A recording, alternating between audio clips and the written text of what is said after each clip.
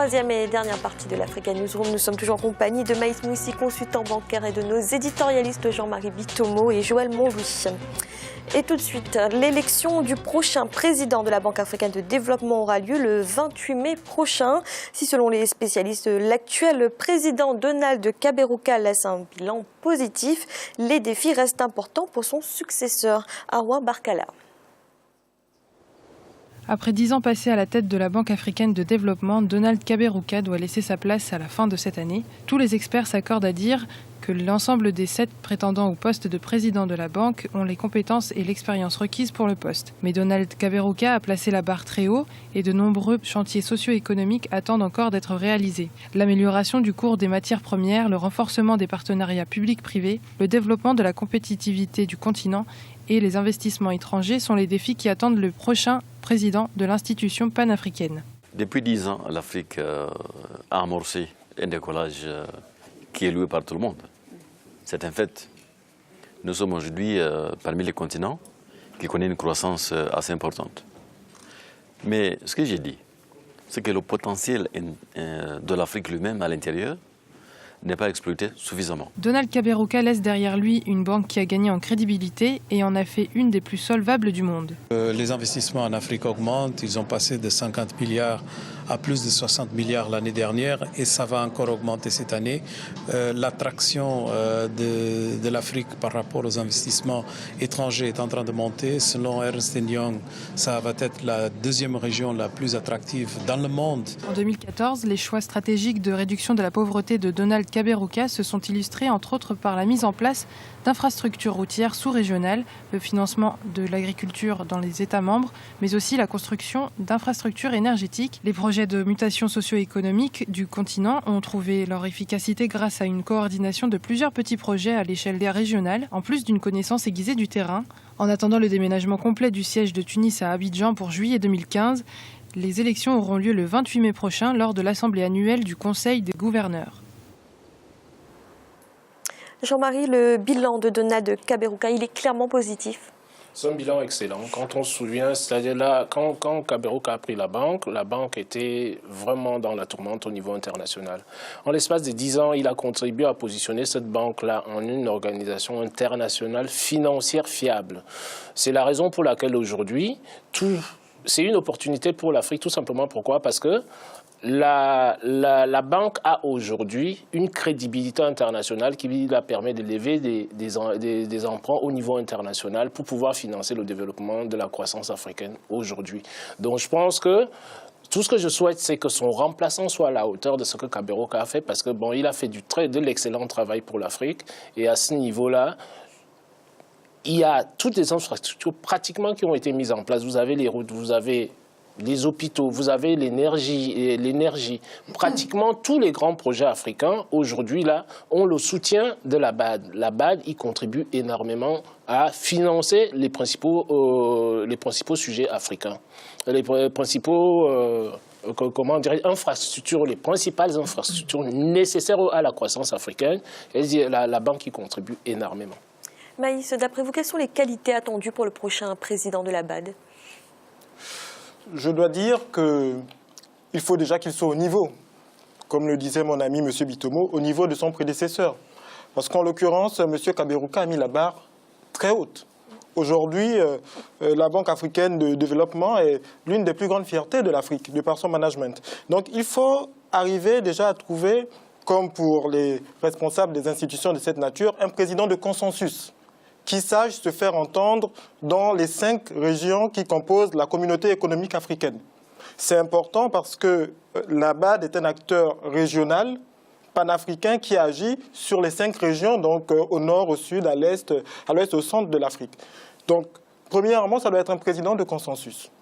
Généralement, on demande aux responsables de ces institutions d'être multilingues pour pouvoir échanger de façon naturelle avec leurs différents interlocuteurs sur le continent. Et il faut avoir une vision.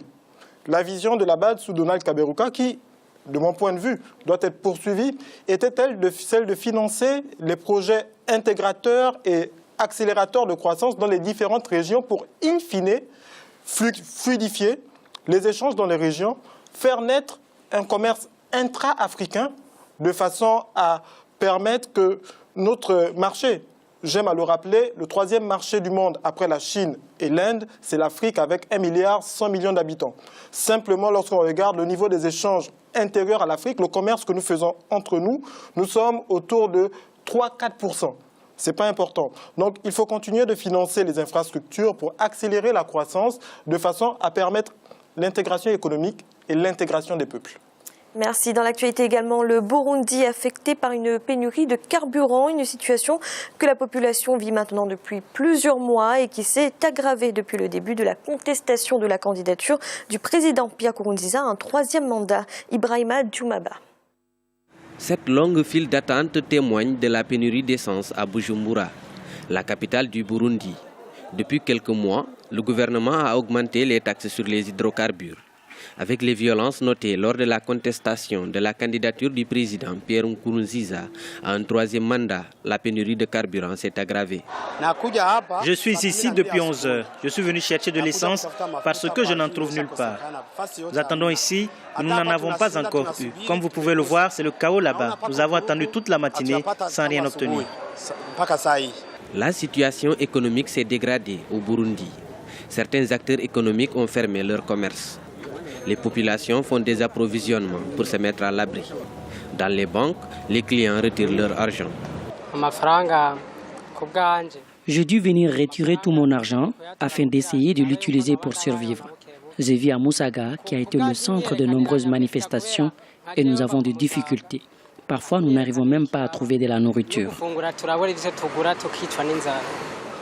Depuis le mois de mars dernier, le Burundi est confronté à une pénurie récurrente d'essence.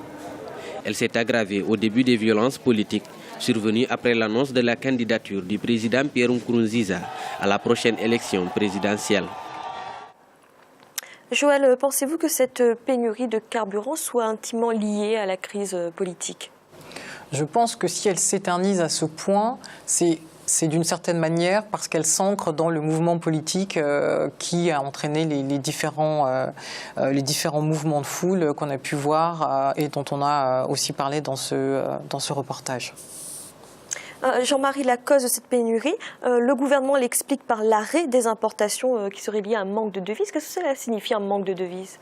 Manque de devises, ça voudrait dire tout simplement quoi? C'est que le pays n'a plus de ressources, c'est-à-dire des financements. Parce qu'un pays comme le Burundi vit essentiellement de financements extérieurs. C'est ce qu'il faut déjà savoir au départ. Donc, dès l'instant que vous avez une instabilité politique, et là nous sommes dans une situation qui est assez particulière et spécifique. Vous avez le président qui se décide à se représenter pour un troisième mandat, alors que les accords d'Arusha ne le lui permettent pas. Ça fait une violation de la Constitution en tant que telle. Et vous avez derrière la communauté internationale qui n'est pas du tout prête à accepter, c'est-à-dire cette candidature-là. Le président a eu, des signaux d'alarme. Pratiquement tous les acteurs extérieurs qui regardent l'Afrique ont été auprès de lui pour lui déconseiller de se représenter. Donc, ce qui arrive aujourd'hui, c'est quoi? C'est tout simplement, si vous voulez, des mesures de rétorsion qui sont appliquées par rapport à l'économie burundaise. Maïs, vous êtes d'accord avec l'analyse de Jean-Marie? Ah oui, je partage complètement. Le cycle connu dans ce genre de situation, c'est crise politique, crise économique, crise sociale. La crise politique est née de la décision du président Nkurunziza de se représenter.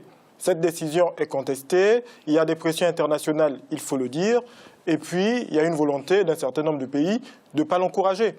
Donc on mène des difficultés, on estime qu'en créant la pénurie, entre autres, on accélérera son départ du pouvoir.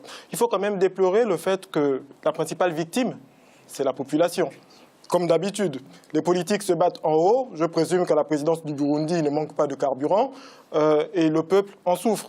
Et c'est malheureux, simplement, je vais réaffirmer ce que j'ai dit tout à l'heure, il faut qu'on en revienne à des constitutions à 2 mandats, il faut qu'on les respecte, de façon à respecter aussi les peuples. Et tout de suite, notre chiffre du jour, le top 15 des pays africains les plus attractifs pour les investisseurs vient d'être publié. Et aux 5 premiers rangs se trouvent le Ghana, le Nigeria, la Tanzanie, Maurice et la Zambie. L'étude fait ressortir que les pays anglophones sont davantage plébiscités. Mais nouveauté, à côté des ressources naturelles, les investisseurs sont désormais intéressés par les pays avec un fort marché intérieur, des investisseurs situés principalement dans les pays émergents. Jean-Marie, la Côte d'Ivoire, premier pays francophone du classement, n'arrive qu'à la 12e place. Est-ce que cela signifie que les pays francophones sont encore trop peu attractifs ? Les pays francophones, si vous voulez, bon, l'Afrique est divisée en deux. Vous avez deux traditions, c'est-à-dire qui sont la tradition anglo-saxonne et la tradition française. Et quand on regarde la dynamique des économies des deux zones, on se rend compte tout de suite que les économies anglo-saxonnes sont dans une dynamique qui est beaucoup plus accélérée comparée aux... Et ça, c'est hérité de la colonisation, tout simplement. Pourquoi ? Parce que les parties françaises ont été habituées, si vous voulez, à administrer les choses à l'administration. Donc, l'esprit d'entrepreneuriat, l'entrepreneuriat n'a pas été mis en place de manière suffisante. Ce qui fait qu'aujourd'hui, on se retrouve avec ces inégalités-là qui apparaissent partout.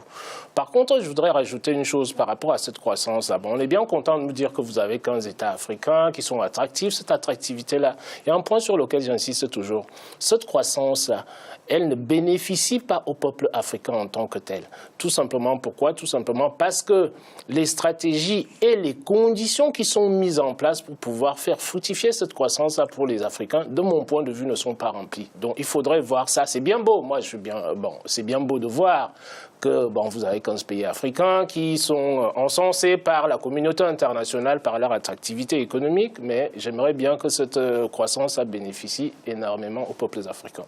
Joël, que pensez-vous de ce classement ?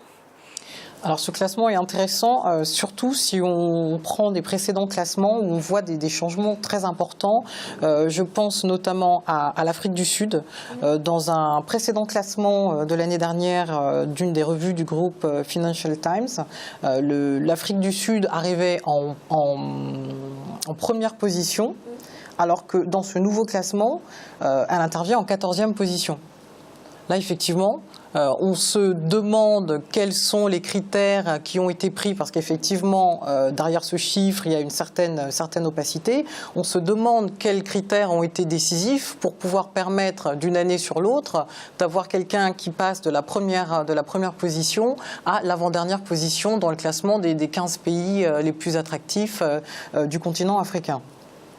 Ensuite, l'autre élément que cette analyse met en place, c'est l'importance du marché intérieur, comme vous l'avez indiqué, et cette potentialité en Afrique est colossale, ce qui fait que mécaniquement, les investisseurs, et on le voit, vont avoir de plus en plus tendance à vouloir investir ou vouloir entrer d'une manière ou d'une autre sur le marché africain, qui est d'une certaine manière le marché financier de demain.